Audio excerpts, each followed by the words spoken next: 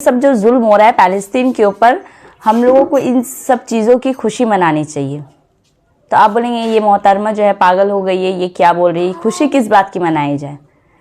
तो आज का वीडियो कुछ ऐसे ही है कि कुछ मुसलमान, क्या मैं बोल सकती हूँ सऊदी अरेबिया, जहाँ पे बहुत सारे रूल्स और रेगुलेशन होते हैं इन सब चीज़ों के लेकर के, कि वो एक मतलब बहुत ही स्ट्रॉन्ग कंट्री है, लेकिन वहाँ पे एक ऐसा वीडियो सामने आया जिसे देख करके ना आप सबको भी गुस्सा आ सकता है, क्योंकि आज का वीडियो मैं कुछ ऐसे ही दिखाऊंगी आप सबको। अस्सलाम वालेकुम, नमस्ते, welcome back to my channel. मैं हूं सना और आज का वीडियो रिएक्शन कुछ इसी टॉपिक पे होने वाला है कि किस तरीके से पैलेस्तीन और इजराइल के जंग के बीच जो इतने सारे मासूम मर रहे हैं और सऊदी अरेबिया जो एक तरफ खुशी मना रहा है।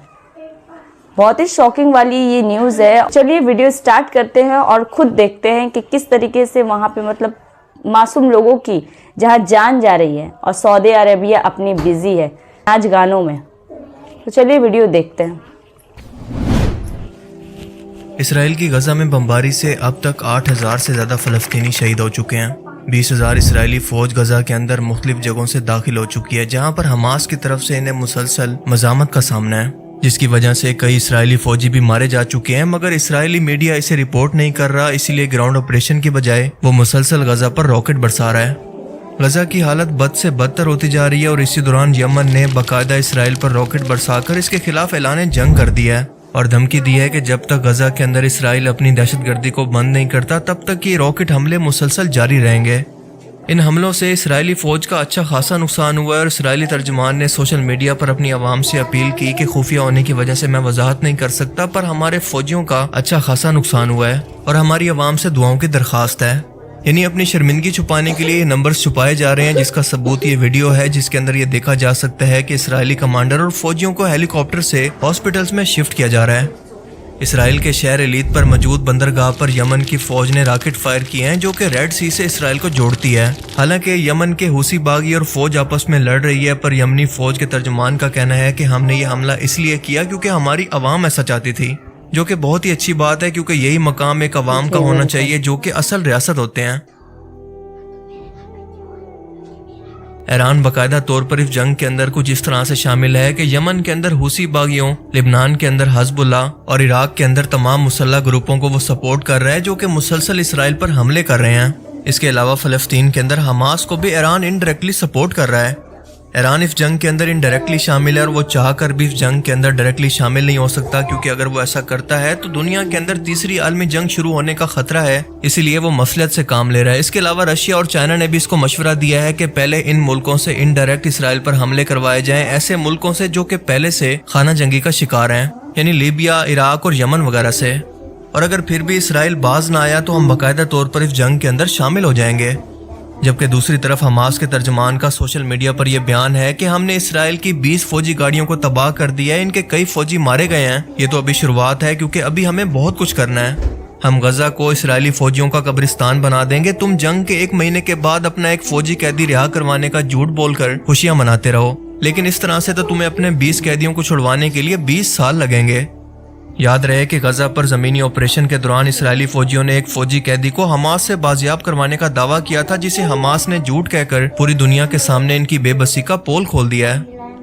अब इस तमाम तर सूरत हाल के अंदर सऊदी अरेबिया का किरदार क्या होना चाहिए था, आप जरा सोच कर बताएं कि 46 इस्लामी मुल्कों की फौज, जिसका सरबराह है जनरल राहील शरीफ, OIC की सरबराही होते हुए भी बजाय इसके कि मुस्लिम उम्मत को इकट्ठा करके इसराइल के खिलाफ कोई मजामत की जाती, कोई सख्त इकदाम उठाए जाते, राहील शरीफ को यह हुक्म मिलने वाला है कि यमन से, क्योंकि पहले भी बागी सऊदी अरेबिया पर रॉकेट फायर कर चुके हैं और अब भी इसराइल पर यह हमला हुआ है, तो कहीं ऐसा ना हो कि दोबारा से सऊदी अरेबिया पर यह हुसी बागी हमला कर दें। राहील शरीफ को अनकरीब एक मिलिट्री ऑपरेशन का यमन के अंदर हुक्म दिया जाएगा। लेकिन अफसोस कि यह फौज गजा के अंदर अमन कायम करने के लिए अब तक बाहर नहीं निकली। कल ही सऊदी वजीर दिफा अमेरिका के दौरे पर पहुंचे और यह पैगाम पहुंचाया है कि सऊदी अरेबिया अब भी इस मुआहदे के लिए तैयार है, जिसके मुताबिक इंडिया से होते हुए इसराइल और इसराइल से यूरोप तक तमाम मुल्कों को कनेक्ट किया जाना था, और इसने इसराइल को तस्लीम करके इसके साथ सफारती और ट्रेड के तमाम मामलात कुछ ही दिन में शुरू करने थे। यानी इसराइल को कबूल करके फ़लस्तीन का सौदा करना था, जो कि मैंने लास्ट वीडियो के अंदर भी आपको बताया था, जो कि यूट्यूब ने डिलीट कर दी थी।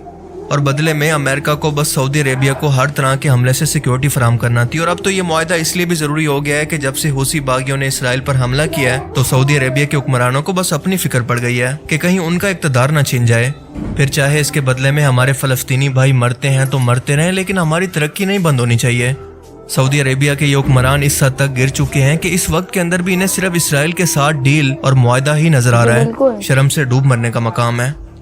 याद रखें कि मैं सऊदी अरेबिया की आवाम की बात नहीं कर रहा, बल्कि इसके बेइस हुक्मरानों की बात कर रहा हूँ। वो इस दुनियादारी को तरक्की कहकर अपनी दौलत के नशे के अंदर अंधे हो चुके हैं। इन्हें गजा के अंदर सिर्फ अमन इसलिए चाहिए कि इनका विजन 2030 पूरा हो सके। इसके बदले में बेशक गजा हाथ से जाता है तो चला जाए, इनको कोई फर्क नहीं पड़ता।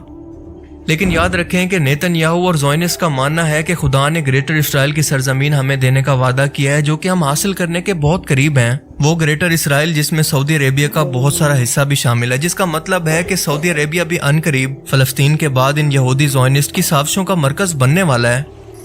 ऊपर से सोने पर सुहागा कि इसी गम और दुख की सूरत हाल के अंदर जहां पर गजा पर बमबारी और तबाही जारी है, सऊदी अरेबिया के शहर रियाज के अंदर रियाज सीजन का बाकायदा तौर पर इफ्तिताह कर दिया गया है, जिसके अंदर मशहूर सिंगर शकीरा इसको होस्ट कर रही है।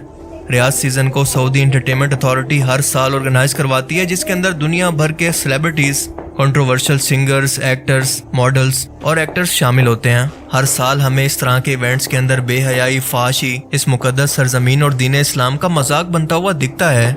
बिल्कुल इसी तरह से इस रियाज सीजन से भी कुछ ऐसे बेहयाई और बेशर्मी के वाकयात की वीडियो सोशल मीडिया पर वायरल हो रही हैं कि इनको देखकर एक मुसलमान का सर शर्म से झुक जाता है कि इस मुकद्दस सरजमीन को एक दिन ये दिन भी देखना थे। यानी ये हुक्मरान आखिर किस हद तक गिर सकते हैं कि एक पड़ोस के अंदर भी फौतगी हो जाए तो भी हमसाये इसके गम के अंदर कुछ दिन तक शामिल रहते हैं, अपनी तमाम खुशी की रसूमात चाहे कुछ दिनों के लिए ही सही पर तर्क कर देते हैं। पर यहाँ पर तो हर रोज कई सौ मासूम बच्चों, औरतों और जवानों को बेगुनाह गजा के अंदर कत्ल किया जा रहा है, बेगुनाह बच्चों को मारा जा रहा है। और मुस्लिम दुनिया के हुक्मरान ये बेहुदा किस्म की फैश महफिलें सजाकर पूरी दुनिया को इस मुल्क के अंदर आने की दावत दे रहे हैं। ला हौला वला कुव्वता इल्ला बिल्लाह। क़यामत वाले दिन ये लोग रसूलुल्लाह सल्लल्लाहु अलैहि वसल्लम को आखिर क्या मुंह दिखाएंगे, किस मुंह से हौज़े कौसर पर इनका सामना करेंगे। इस मुकद्दस सरजमीन ने तो पूरी दुनिया के मुसलमानों को इकट्ठा करके इनको लीड करना था, तमाम मुस्लिम उम्मत की जिम्मेदारी इसने उठानी थी। मगर अफसोस के दुनिया की मोहब्बत और 4 दिन की चांदनी ने नयाश हुक्मरानों को बिल्कुल अंधा कर दिया है। और इसी तरह से ये क़यामत के दिन भी उठाए जाएंगे।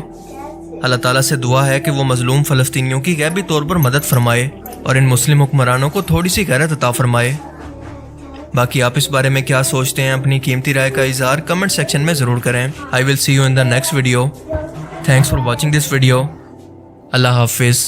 किस तरह की खुशी मनाई जा रही है वो आप देख सकते हो इस वीडियो में, जो मतलब बहुत ही शर्म लायक वाली ये वीडियो है जो अभी हम सब देख रहे हैं। मतलब जहाँ पे सारे मुसलमान आवाम को एकजुट होकर के इज़राइल के खिलाफ जाना था, यहाँ पे लोग अपनी अपनी लाइफ में व्यस्त है। और आप देख सकते हो, बोलना क्या है, आप सारी वीडियोस जो अभी आप देख रहे हो किस तरीके से बेशर्मी की जो हद पार की जा रही है। मतलब सऊदी अरबिया के तो बिल्कुल भी फ़र्क नहीं पड़ रहा है कि लोग मर रहे हैं, मासूम बच्चे मर रहे हैं, कुछ फ़र्क नहीं। बस इन लोग को अपनी इंजॉयमेंट से मतलब कितने खुश नज़र आ रहे हैं। वाह,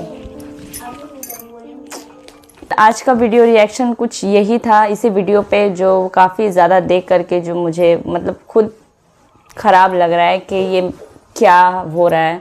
हमारे मुस्लिम जो आवाम है वो इतने हद तक गिर चुके हैं जिसका कोई हिसाब नहीं है। तो फ़िलहाल के लिए आज का वीडियो रिएक्शन कुछ ऐसा ही था। और कैसा लगा आप लोगों को वीडियो तो ज़रूर बताइएगा और अपनी राय जो है कमेंट सेक्शन में ज़रूर मुझे करिएगा। ठीक, चैनल को सब्सक्राइब कर दीजिएगा। ठीक है, तब तक के लिए अल्लाह हाफिज़। दुआ में याद रखिएगा। Bye bye.